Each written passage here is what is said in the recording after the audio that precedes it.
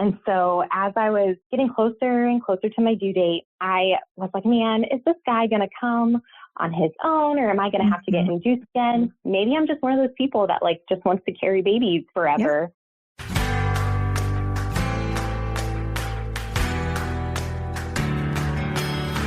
You're listening to the Mommy Labor Nurse podcast, where you'll gain the tools, knowledge, and confidence you need to erase the unknowns, feel in control, and have an even better birth, no matter how you deliver. My name is Liesl Teen, mom of two, practicing labor and delivery nurse, and your host. From over 8 years and counting of working at the bedside, I know that knowledge is the key to an even better birth. So tune in each week to learn about all things pregnancy, birth, and postpartum from me, a labor and delivery nurse that's seen it all. And now let's get into this week's episode. This week on the Mommy Labor Nurse podcast, I am sharing a birth story with you guys. Haven't put one out in a little bit, and I just got done recording with Sami, and I'm excited to share it with you guys. It was just fun to record with her.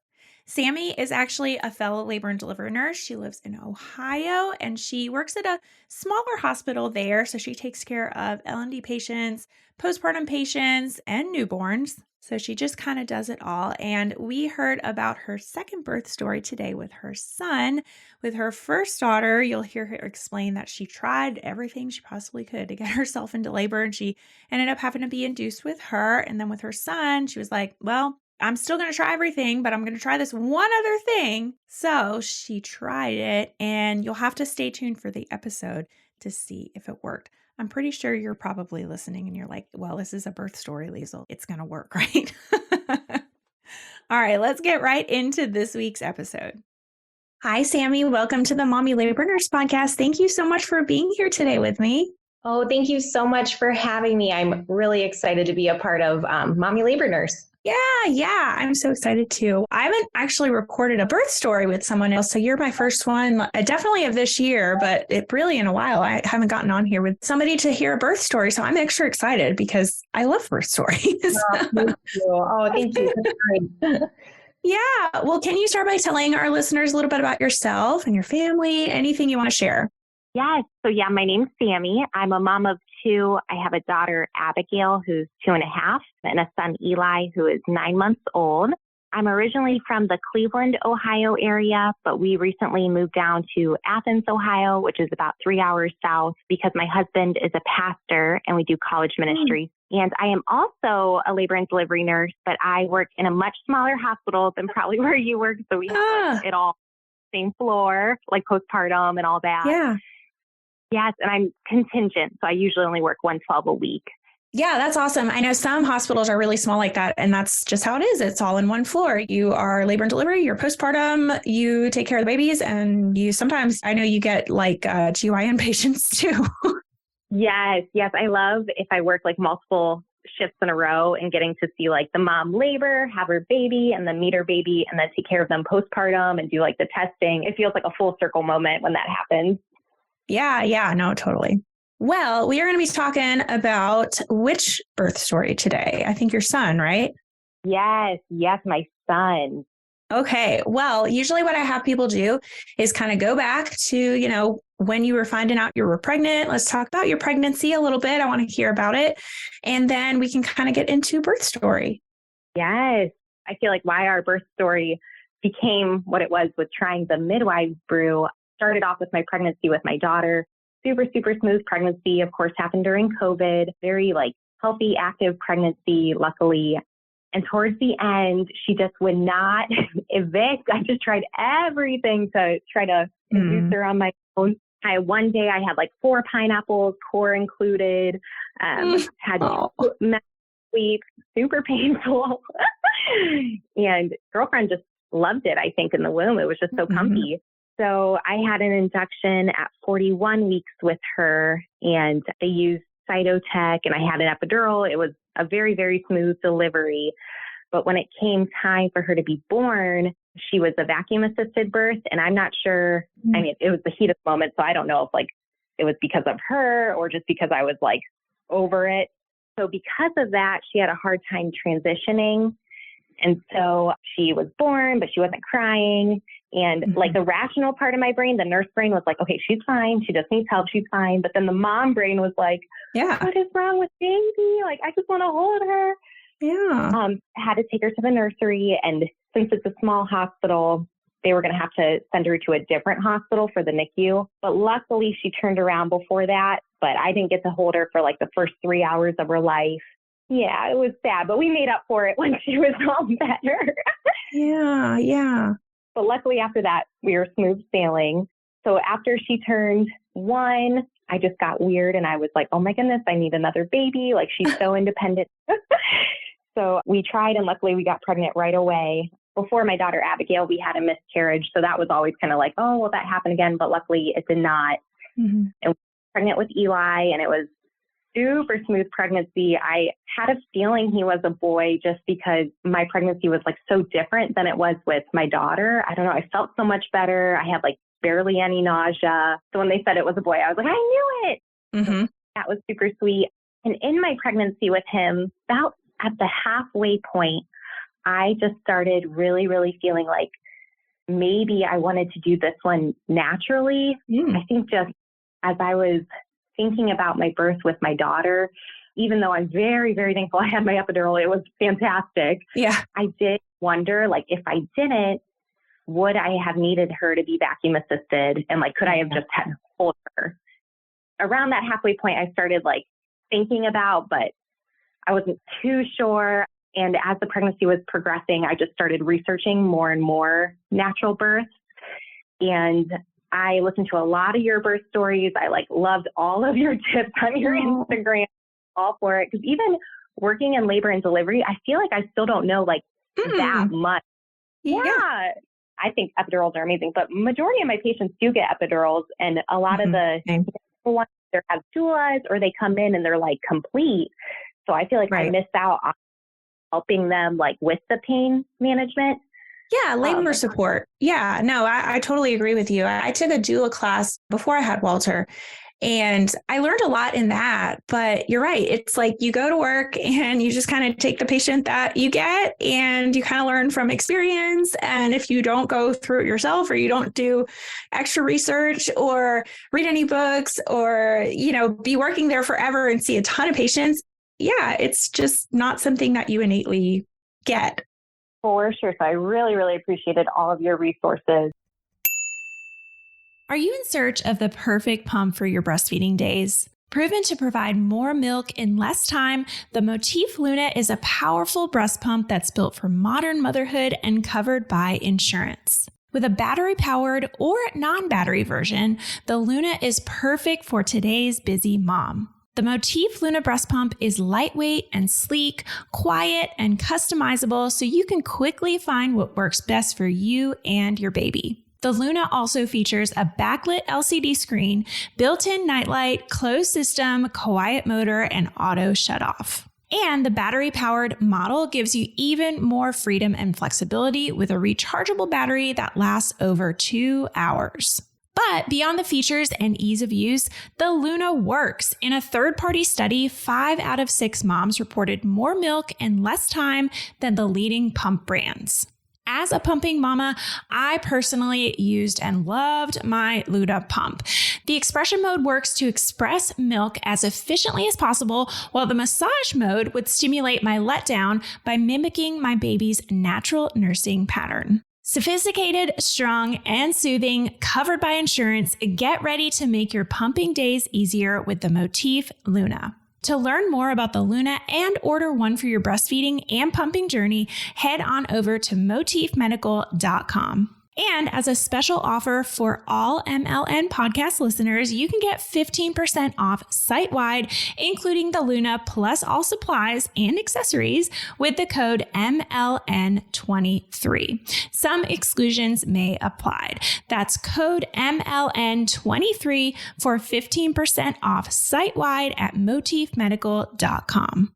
Then I started looking up just like moms that have had both experiences, like a birth with an epidural, birth with a natural, like what did they feel one way or another? And like, if they were to do it again, which one? I was finding, and a lot of my girlfriends that had both were like, oh my goodness, yes, like my natural birth was amazing. And I was like, what? Yeah. Like, what does that mean? Like, you were in so much pain.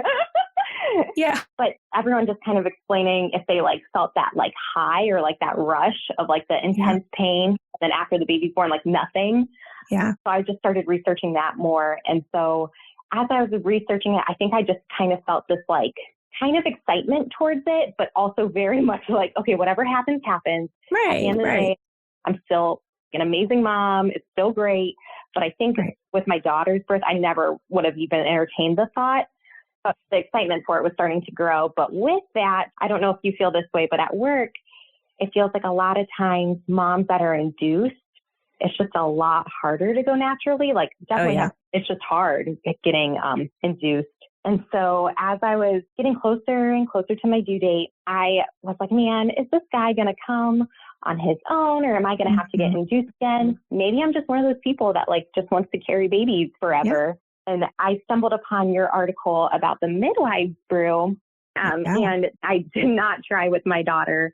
I like steered clear of castor oil just because I was nervous about it. Yeah, it's a little scary. Yeah. So once I read your article, I did more research. I listened to a really good podcast from Evidence-Based Birth, and like they did a bunch of studies about like the risk for the moms or the babies. And that gave me a lot of peace to pursue it, and just more research about it and listening to, I went on YouTube and just would search birth story moms that did the Midwives Brew. Mm-hmm. So that gave me a lot of peace. And as I was researching it, I asked my midwife about it, who I was seeing in the office. And she kind of was not for, but not against.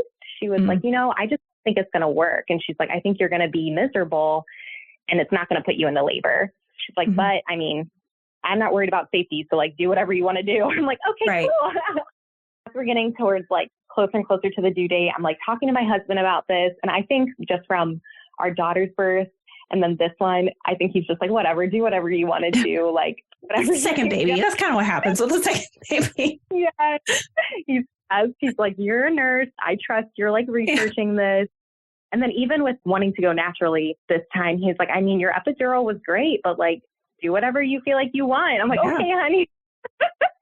But I wanted him to give me the do it or don't do it. But he's like, it's whatever you want. So getting from him and my midwife, I just was like, all right, I got it. If I have peace about it, I'll pursue it. If not, I'm not going to do it. Mm-hmm. As I was getting closer to my due date and I'm still only 2 centimeters dilated, my midwife was like, well, we could just induce you and get this over with. And she was like, you can do it naturally for sure. So she set me on the schedule to get induced the day after my due date, which I believe was a Friday. My due date was May 19th. So she set it for the 20th. And then my family all lives a good 3 hours away. So my mom was going to come in to watch my daughter the night before. And she works a pretty demanding job. So she was coming after work. So it just felt like a game time decision. I was like, all right, this is my last hurrah, hoping that I go into labor. So I bought everything after my due date appointment with my midwife. I came home and my husband was like, are you sure you want to do this? I was like, oh no, Cindy. And he's don't think it's going to work. You tried everything your last pregnancy. And I was like, well, let's just try it. So from some of the birth stories I was watching, a lot of them, it worked really quickly. And a lot of them are saying you kind of have to already be dilated. And if it's not your baby, it tends to work. If it's your first baby, maybe not. So I was 2 centimeters and my mom was supposed to come in at 9 p.m. So I took it at 8:30 p.m., which I do not advise. Get in the morning if you're going to do it. Yeah. And so I took it around 8:30. It was disgusting. Okay, tell me about that, because I've heard of people doing it, but I haven't actually spoken to someone who has tasted it. So tell us about the taste. I don't even know how I could describe it. I will not eat almond butter since. Oh man, it was just rough. And then even I had apricot juice in there, and then I couldn't find the exact right tea. So I did just a lemon mint tea to help, which probably didn't help with the taste because there was just too many weird tastes going. And it was thick and it just did not sit well. A big old glass of it. And I had a couple sips left and I just could not do it. I was feeling a little nauseous and well, if it's not going to work, 2 sips isn't going to matter at the end of the yes, day. exactly. All right. The sound of that heartbeat means it's time for this week's segment of Birth It Up Babies. This one is such a sweet one, you guys. This one says, been meaning to send this message forever. Just wanted to say thank you for your amazing class. We welcomed our rainbow baby girl, 928, and had an empowering labor and birth with no epidural. I took your natural birth class and it helped me and my husband prepare so well. Not to mention that the birth plan template was perfect, and even my L&T nurse commented how detailed it was. Thank you for helping us prepare for the most incredible moment of our lives. A little smiley face. I love these. I've said this before on the podcast, but I do not read these beforehand. This is like I have somebody else drop them into our little project management thing that we use, and she drops them in there and I just read them live, and it's just my reaction live. I read them with you guys. So it's just, I love reading them with you. So if you want to have an even better birth, just like this mama, head on over to mommylabornurse.com/courses to learn more about our 3 online on-demand birth classes.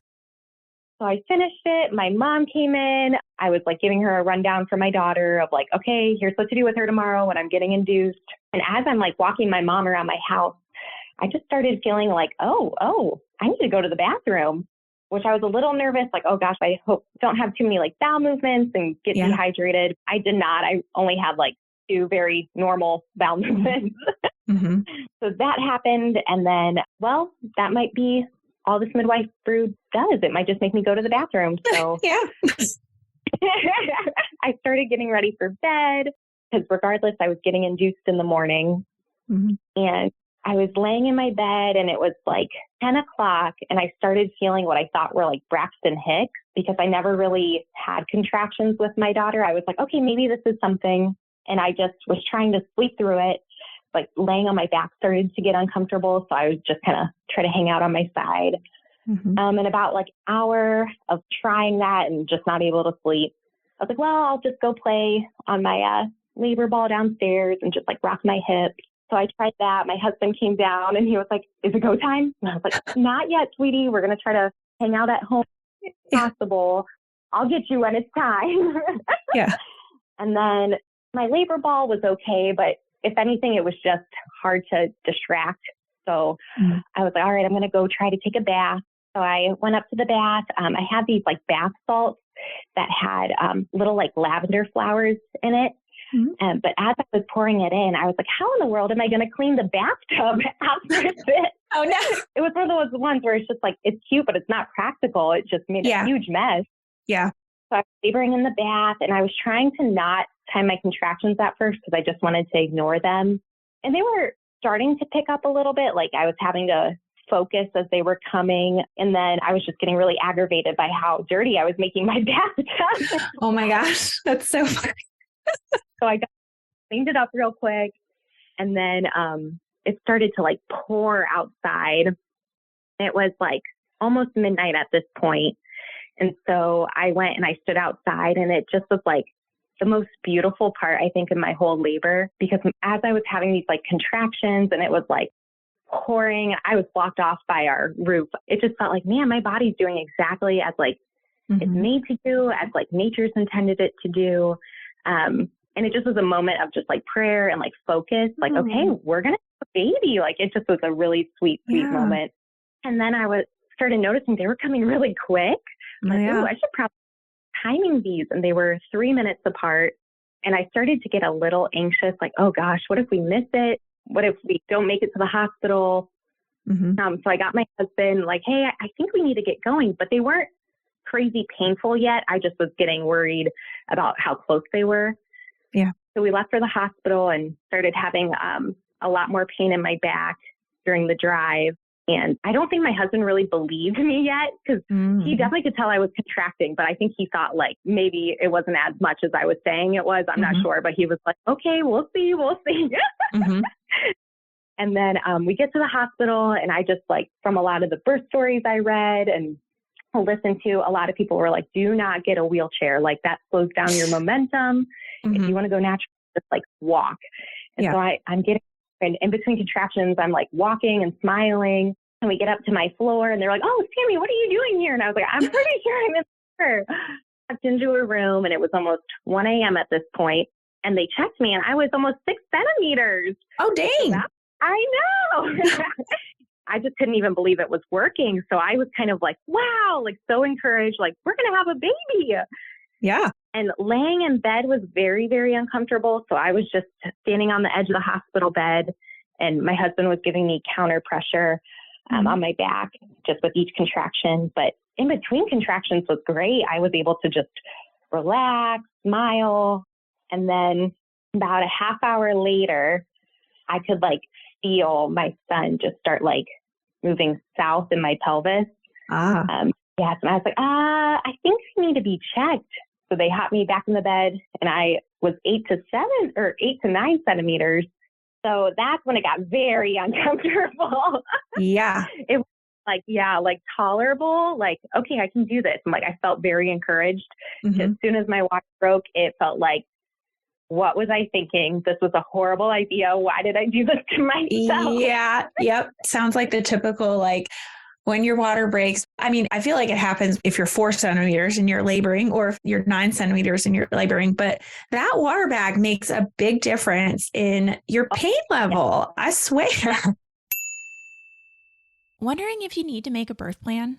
Not sure what a birth plan even is? Here's the deal. As a labor and delivery nurse, I've seen a lot of different birth plans. Some I love and some, well, not so much. One thing that's certain though, I do recommend creating a birth plan before giving birth because overall I see birth plans as an empowering tool that gets mamas researching and thinking more about birth before it happens. But that can only happen if it's done right. That's why my team of labor and delivery nurses and I created a comprehensive yet simple birth plan template that has been used by thousands and thousands of women across the country. Grab your free birth plan template at mommylabornurse.com/birthplan. That's mommylabornurse.com/birthplan to grab your free birth plan template today. I mean, having the epidural before, I just didn't know. So now I feel like with my own patients, as soon as they're like, oh yeah, my water broke, I'm like, oh, okay, what do you want to do for pain management? Yeah. It definitely picked up after that. So I stood back on the side of the bed. My husband kept giving me counter pressure with contractions. And then he would like think the contraction was over. So he'd move his hands. And I'm like, no, put them back. It's not done. I was like, in a little fight with him. Yep. And then, about within like maybe 20 more minutes of that, of just being like horrible pain, I was clenching onto the side of the bed rail in pain, mentally telling myself like, don't fight it. Like, this is good pain. But it was hard to keep encouraged. It is. It's hard to be that focused. I remember like with Rylands, I was like doing good until about that point when I was like 8 or 9 centimeters and my water broke and you're like, I just can't focus on anything at all right now. And you know, there's no turning back. Like there's nothing at this point. Yep. Yes. I was like, oh, I should have got that epidural, but I'm too late. So then I really, really felt like it was time to push, which was interesting because even though I had the epidural with my daughter, the pushing sensation felt exactly the same. So I think the epidural didn't go as low as I needed it to. Like contraction pain wise, I felt nothing, but pushing, it felt exactly the same as it did with my son. So that kind of helped me like, okay, at least this isn't worse than when I remember. Right. And I wanted to try pushing on like my hands and knees. And I tried that and it just was not feeling great at all. So then they were like, do you want to try your back? Try that. That felt horrible. So I just kind of ended up in like a fetal position on my side. And my husband was holding my top leg. And it just was like my body took over. So I pushed for 6 minutes and then he just came shooting out. Well, dang, that Midwives Brew really worked, didn't it? It did. And then he cried right away, which was amazing. And then I totally felt the high, like the rush. Like, oh gosh, I just did that. Like I could not believe that it was over, that I did it. It was amazing. Yeah. That is incredible. And you said it was 8:30 when you like took the Midwives Brew, and then like what time was he born? Yeah. So I took it around 8:30. It took me a while to drink it because it was so much. I started having those contractions around like 10 p.m. and then he was born at 2 a.m., like 2:06. So it worked pretty quickly. Oh, yeah. Wow. Well, he must have just been right position and you're already 2 centimeters dilated. So your body was just like, I just need a little extra push. Give me some castor oil. Yes. And I was very, very thankful. It was all smooth and it was a great experience. But when I've talked about it to other expecting moms, I think I'm just always like, just talk to your doctor about it. Oh, yeah. Yeah. Just like still researching it and everything. And to me, I had peace about it, but I would never want to tell someone like, oh, just do it. Like, no, do your research, talk to your doctor. Because anytime you're like really taking matters into your own hands like that, it's kind of risky. Yeah, totally. Well, I'm glad you said that at the end too. Well, if you don't mind me asking, how was your postpartum experience? And did you choose to breastfeed your son? Yes. Yeah. Postpartum was good. I think I felt really good after having him and we breastfed and he latched right away, which was great. I didn't have too many issues with my daughter. So that was really, really great. And I definitely loved him right away when he was born, but it was just different than my 2-year-old who I had known for 2 years. So I think that was unexpected because no one had told me like, oh, it's just love, but it's a different love. But now I'm head over heels in love with that little boy, but it definitely like gotten to know his personality and his smile and his laugh. Like it for sure grows. Yes, I totally know what you mean because I felt a similar feeling with Rylan too. It took me honestly a couple of days to really, you love him from the beginning, obviously. And you're like, oh my God, this is the cutest little baby ever. But yeah, it takes you a little while to just like sometimes bond with babies. And that can happen with moms with their first babies too. For sure. I think that gave me even more like understanding for other moms and that like not everyone with their first or however many babies is going to have that like instant love. I definitely did with my daughter. I think just with having the miscarriage experience first, when we had her, it was like, oh my gosh, I've been waiting so long for her. And then with my son, even though it was like, oh my gosh, I love him. Like he's here. It was just different. Yeah, totally. Well, Sami, thank you so much for coming on here and sharing this story. That was so amazing. I mean, gosh, we have that article on the site and I've read the comments from people and I've watched the same videos that you probably have and listened to the Evidence-Based Birth podcast, but I've never actually talked to somebody who's actually done it. So I'm excited to hear your story. And I'm sure a lot more moms are going to be like, oh, wow. Okay. This is actually someone who actually did it. Oh, thank you, Liesl. Thank you so much for having me. It worked for me. So I hope that for your listeners, if they pursue it and talk to their practitioner about it, that it works for them too. Yeah. Well, cool. Well, thanks so much. Thank you. Wasn't that just so much fun? I'm so glad that we got to hear from her and hear her personal experience with that because like I said in the episode, I've just never talked to anybody that has actually done it. So big shout out to Sami for actually saying, hey, I'm just going to give this thing a go. Next week on the Mommy Liberners podcast, we are talking all about membrane sweeps, which is another method of getting things going of induction. And then we're also going to talk about cervical checks really, really in depth. It was a fun episode to record. I love to really, really deep dive into those subjects. So if you're interested in those topics, be sure to stay tuned to next week's episode. Already feeling a little more confident about pregnancy, birth, and newborn life? Don't forget to hit that subscribe button so you can continue to erase the unknowns and never miss an episode. And if you're looking for even more, Instagram is definitely where I hang out the most. Come join our community of more than 500,000 moms for birth education, tips, and solidarity. You can find me at mommy.labornurse. Check out today's show notes and a searchable library of every Mommy Labor Nurse podcast episode at mommylabornurse.com/podcast. And while you're there, be sure to head to the blog to learn about our online birth classes too. See you next week. And remember, you can have an even better birth no matter how you deliver.